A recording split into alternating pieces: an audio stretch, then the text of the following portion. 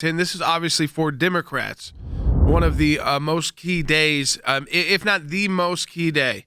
A lot of the testimony, and you can question whether it was the right decision to go this long before having this witness testify, was a build-up to this witness. If you remember yesterday, a lot of the questions were about the interactions that those two individuals had, Morrison and Volker, with this witness, Jordan Sondland. He is currently testifying as the ambassador from the U.S. to the European Union. He has made it abundantly clear that the president never, ever ordered him to do this quid pro quo or that there was some specific tie to an aide. He has kind of said, I interpreted things this way. But, well, when he was asked, what did the president ever say? Take a listen. Did the president ever tell you personally about any preconditions for anything? No.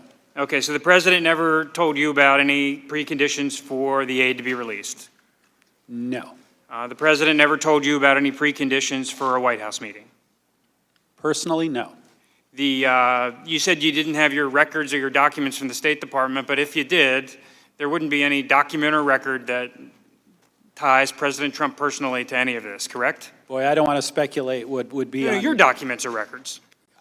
I don't recall anything like that. Okay. No. We try to analyze the facts on this broadcast, but look, there's opinion journalism, there's news journalism, that you've got a whole series of places to get information from. We're glad you're here getting information from us. But the truth of the matter is that, look, you got to, and you need to look at the information yourself. Now, granted, most people cannot spend 8 hours a day looking at these hearings. So it does come down to kind of how the media spins it.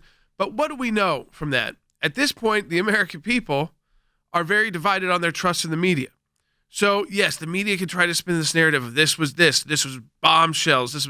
These aren't. Well, there's been several lines of questioning both today and yesterday, Jay, asking what the president was actually quoting from. And the questions have revolved around whether or not the president asked for a quid pro quo. And all of these witnesses have said that no, the president never asked them for a quid pro quo. But to me, Jay, the most telling response came from Ambassador Sondland today when he was pressed about, okay, well then, what exactly did the president say to you? And Ambassador Sondland said that the president was actually angry at the question, and the president didn't say anything about not wanting a quid pro quo. He said this, Jay. He said, I want nothing.